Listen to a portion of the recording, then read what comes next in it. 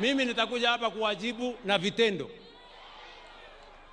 Na mimi nimesema hivi, taifa letu la Kenya, mimi nikiwa kiongozi wa taifa letu la Kenya, kwa mapenzi ya Mungu na kura zenu wakati huu, mimi nitaunganisha taifa letu la Kenya. Ndio nilitengeneza serikali ya broad based ya kuleta Wakenya wote pamoja, na hatuwezi kukubali wale watu ambao wanatuhubiria ukabila na chuki na migawanyiko. You have no space in the Republic of Kenya.